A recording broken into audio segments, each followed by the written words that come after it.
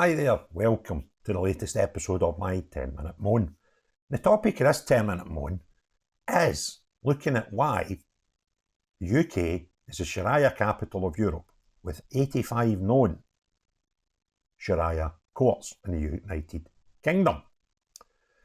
Now, yesterday, GB News invited on an Imam and a Director of Oxford Islamic Information Centre, Dr Sheik Ramzy, to ask him why Sharia courts are so important to British Muslim population and why we get more than anybody else in Europe. And his responses are incredible. Watch this. Britain has emerged as the so-called Western capital for Sharia courts, with 85 of them now operating throughout the UK. These Islamic councils, which are becoming increasingly influential, typically consist of panels of Islamic scholars who issue rulings, religious rulings, on matters such as marriage and divorce. But are they compatible with British values? Joining me now is Dr Sheik Ramzy, Imam and Director of the Oxford Islamic Information Centre. Welcome. Hello. Evening. Good evening. Welcome. So I guess my first question is, why are there so many? Of course, there are not so many. God bless you for saying that. Well, there's more than the rest of Europe. Yes, we have so many sects and so many different school of thought which they are going. For example, if I say Pakistani follow their kind of Islamic jurisprudence, and as Arab follows something the other countries, Somalia or so going follow. For that reason, they have their own. For example, the court of they do for all, of course, Islamic, but usually they are more comfortable. For example, the African goes to African court. That's why we have so many. It is not so many, you believe me, because it is a 4.5 million more or less Muslim in these countries, and a few of them, and these are of course necessary for the well-being of the Muslim. Is not a First thing, we've got more in the UK because we need ones for our African Muslims, or Arab Muslims, or Pakistani Muslims, right? So do they not have Arab Muslims and Salami African Muslims and Arabic Muslims in other countries in Europe? It is a total crock of shite, right? That excuse as to why we've got more than anybody else in Europe just doesn't stand up any scrutiny whatsoever. But they're necessary for the well-being of the Muslim. If we don't have Sharia courts, there'll no be any well-being for Muslims. What a lot of nonsense to justify the existence of courts within a country which don't belong to that country. Sorry, because we've only got a few minutes, so I do want to cover this, but what exactly do these courts then do for the Muslim population that for they the can't Muslim, do in other courts? Yeah, for the well-being, they decide. Some scholars decide for the well-being of the people. For example, if they want to get a mortgage, they give us some kind of opinion. If they want to, somebody want to make sell alcohol, they give, for example, opinion. Somebody want to get married, they give opinion. Somebody want a divorce. Especially in divorce is a very difficult. But Sharia or Islamic court is necessary to be there to protect the woman's right. Okay, but this is the problem, is that people are saying that actually these courts might supersede UK courts because there are a lot of people who aren't being married. I don't believe supersede UK because these laws, by all respect, these laws are for the Muslim. The Jewish people have got exactly the same court, more or less. The Hindus, the Christian God, when they get married, they get divorced, they go and they have kind of court. And of course, we have a whole court for a UK, but these are the small things which... But there are British Muslims who are getting married in Sharia court and not in the UK system. Right. See, that's nonsense. I've seen this a million times over. In politics, in business, everywhere. These people that just say buzzwords. Now, there's certain buzzwords that become fashionable and almost you must say them in commerce, right? like stakeholders. A lot of shite. Just a word that doesn't really mean anything, but sounds good and is used by.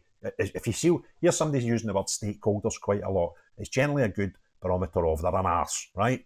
Now, another one is well-being. Now, this guy's dropped well-being in about 3 times, but never explained what the well-being is and why that well-being has to be catered for in a non-British, non-UK court. You're just making stuff up. Just say well-being, because well-being, and how many, here's what to consider. See the amount of people that cannot get deported out of the United Kingdom because we're still members of the ECHR, right? How many of them attach the word well-being into their sales pitch to why they can't be deported? Just I would say well-being and they'll need to agree with it, right? A lot of shite. Buzzwords, not interested. When you hear them said more than once, you just go, they're getting dropped in. With absolutely nothing added to the conversation, nothing added to the argument, but it's just out of well-being. Oh, God, we can't that guy said the well-being of Muslims, can I actually argue against that? Because then you'll be Islamophobic, right? Lot of nonsense. A UK system doesn't understand, for example, what for example the Quranic, because they don't go follow the Quranic or our book way. Therefore, they have to sort out if there is, for example, with the court is deal with general, with all the general. Doesn't matter who is Christian, Muslim, Hindus, or what. I understand that, but the issue is, of course, that this is a country with its own laws, and if there are... So their court deals general with Hindus and Muslims and Christians a lot. Give over. And you can't deal with marriage because we don't understand the Quranic verses in our courts. Yeah. Our courts allow you one person to marry another person. The Quran lets them marry more. That's the only difference. So again, just bullshit, buzzword bingo you're playing. A lot of nonsense. Things like bigamy, there are things like bigamy happening, which is against the law in the UK. There is no bigamy happening if the Islamics they are accepting. If, for example, a person coming with a 2 wives from Saudi Arabia, the government allow him to come here. These are the law which they have, Islamic law. Say different. We're going to have to cut you. Sorry, we have to go break. But thank you so much for joining us. I really appreciate it. Thank you very much, and peace to all. Peace to all. Take care. Bye. Thank you. I can't cope with these things anymore, right? They're just wheeled out, talk a lot of nonsense, don't actually answer the questions, you just say things like well-being in Quran and you don't understand, and just stop it. Just stop, right?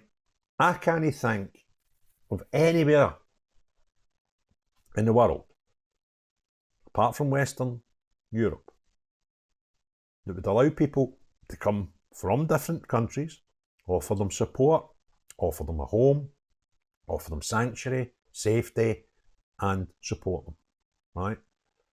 And allow them to set up their own courts, because your laws don't understand us. That's what they're saying. If you go to a country where their laws don't understand you, and you don't fit in or agree with the laws in that land, don't live in that land.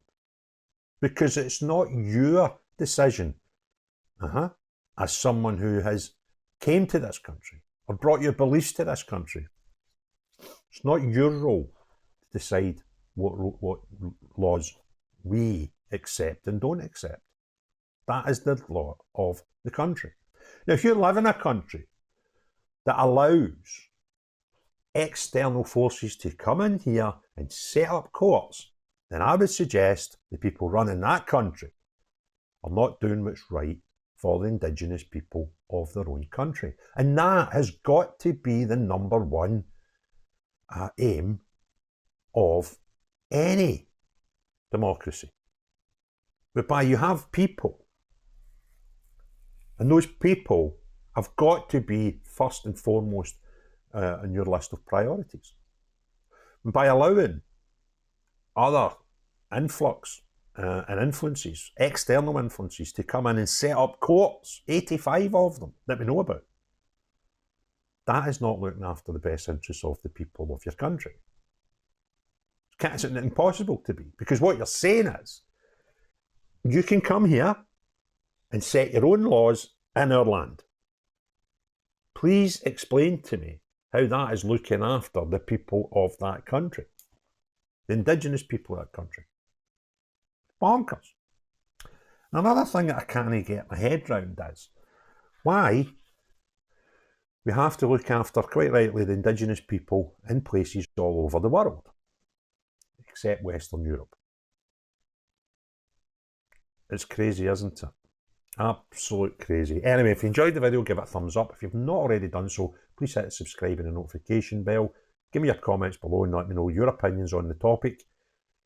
But most importantly of all, unless you are either someone who comes into the country and wants to impose their own laws, or someone who's in the country and runs the country and allows other people to come in and impose and set up their own courts. Not you, but everyone else. Have a great day. Cheerio, bye now.